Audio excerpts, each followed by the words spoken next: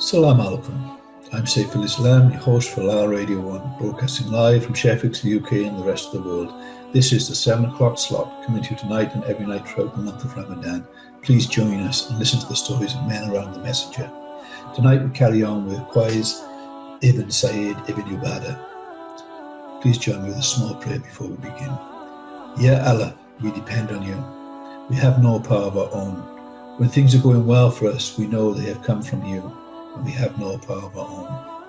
In our trials, we rely on you. In our temptations, we trust in you. Our success is in your hands, and so is our lives.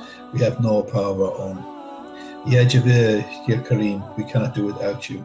Save us from all evil, and guide us going out and coming in, now and forevermore. Ameen.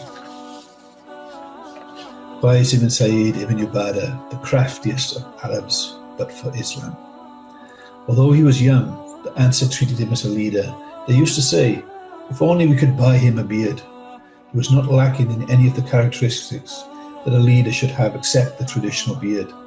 But who was this lad for whom his people were willing to spend their money to buy a beard that would make his appearance faultless and becoming of his genuine greatness and astonishing leadership? This young man was Qais ibn Sa'id ibn Ubaadah. He belonged to one of the most distinguished and generous Arab houses, on which the Prophet, peace be upon him, commended, generosity is the prevailing trait of this family.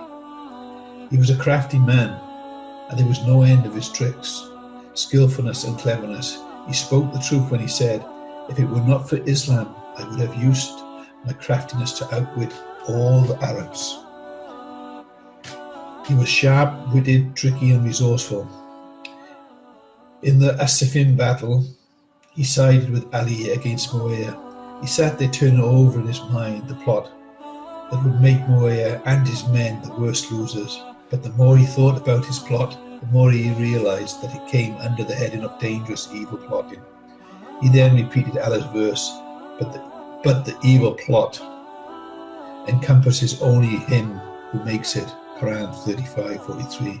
Consequently, he rejected the plot altogether and asked Allah's forgiveness, saying, by Allah, if Muawiyah is destined to have the upper hand over us, he will not have it because he was outwitted us, but because our piety and fear of Allah have run short. This man was one of the Ansar from the Khazraj tribe. He belonged to a great family and inherited all the excellent qualities of his ancestors. He was the son of Sa'id ibn Ubaadah, a Khazraj leader, with whom we will be acquainted when Sa'id submitted himself to Islam. He held his son Qais' hand and introduced him to the Prophet, peace be upon him, saying, this is your servant from now on. The Prophet, peace be upon him, saw Qais all the qualities of excellence and righteousness. So he asked him to sit next to him and said, this place will always be filled by him for the rest of his life.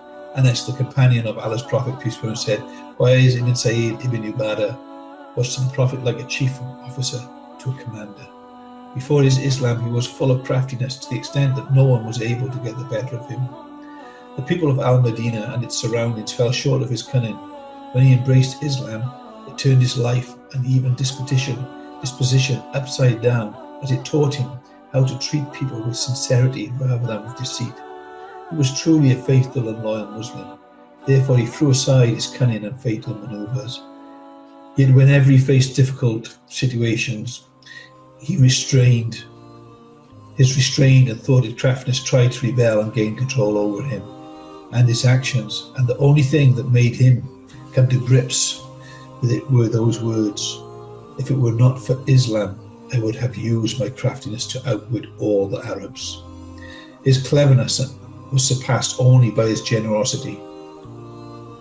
Generosity was not an accidental behaviour on Qais' part, for he belonged to a family renowned for its generosity. It was the custom in those times for all the wealthy and generous people to bid a crier to stand on a high place in the daytime, to call guests and passers-by to come for food and rest. Then at night he would light a fire to guide strangers to where food was. People at that time used to say, he who likes fat and meat must go to Dulin ibn Haratha's house for food. Now Dulin ibn Haratha was Qais' great-grandfather. Thus Qais was suckled amidst generosity and charity in this high-born family.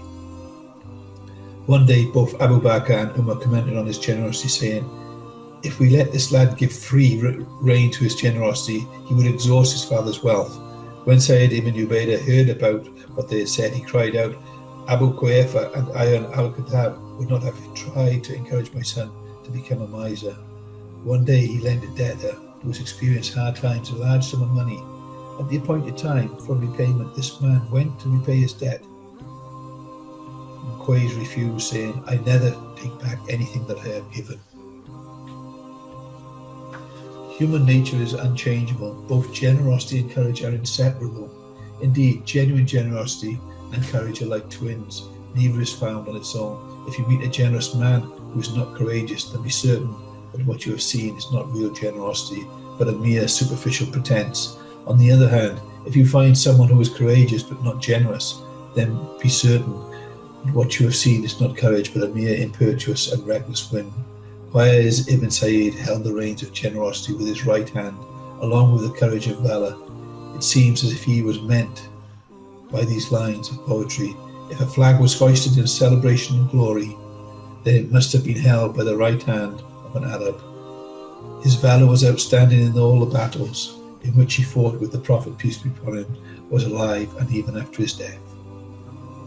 When courage depends on honesty rather than craftiness, and on straightforwardness, and confrontation rather than provocation and manoeuvring, then there must be a difficult and endless trouble and intolerable hardship for his possessor. Ever since Quays threw aside his incredible skill of cunning and manoeuvring and held on to his straightforward and conspicuous courage, he felt relieved and content, notwithstanding the problems he had to confront and the obligations he had to fulfill. Genuine courage stems slowly out of its possessor's conviction. This conviction is not affected by desire or whim, but rather by truthfulness and honesty with himself. Hence, when the conflict between Ali and Muawiyah started, Quays sat alone trying to side with the one whom he believed to be the right. Then as soon as he decided that Ali was right, he did not hesitate to stand by his side with his admirable pride, valor and fearlessness. Quays was one of the fearless heroes of As-Siffin, Al-Jamal and Al-Nurran. He carried the Ansar standard and cried out, "The standard that I am carrying now is the same one that I used to carry when we marched for war with the Prophet, peace be upon him, and had Jibreel as our reinforcement. Any man who has no one but the Ansar on his side is a lucky man." Imam Ali assigned him to govern Egypt. Now Muawiyah's eyes were always set on Egypt, as he considered it the most precious stone in his prospective crown. Therefore, no sooner had Muawiyah heard that Quays was to govern Egypt than he lost his self-control and was gripped by apprehension lest Quays should stand forever in his way to rule Egypt. Even if he achieved a decisive victory over Imam Ali, hence he used all his cunning methods and unscrupulous tricks to defame Quays before Ali.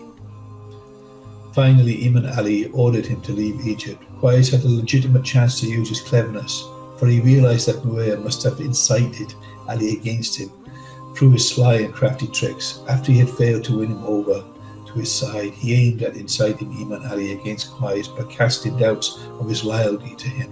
Therefore, the best answer to Muawiyah's evil plots was to show more loyalty to Ali and what he represented. This loyalty was not a mere pretense or a means to an end on Quays' part, but rather his firm conviction and belief. Therefore, he did not feel for a moment that he was dismissed from his position, for Quays considered the governorship and all the positions as a means to an ultimate end, namely to serve his faith and religion. He dedicated himself to the service of truth. Whether he maintained his governorship of Egypt or stood by Imam Ali in the battlefield, it was one and the same thing for him, as long as they were a means to attain truth.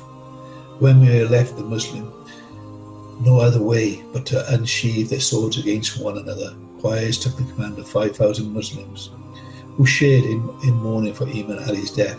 Al-Hassan thought that it would be best to put an end to the prolonged suffering of Muslims and that deadly, horrible conflict. Therefore, he agreed to negotiate with Muawiyah and finally gave him his oath of allegiance. When this happened, Quays pondered the matter in his mind and decided that no matter how right Al-Hassan was in his decision, His soldiers had every right to be consulted. Thus he called them together and addressed them, saying, "If you wish, we will keep fighting to the last breath, or if you wish, I will ask Muawiyah to guarantee your safety and security."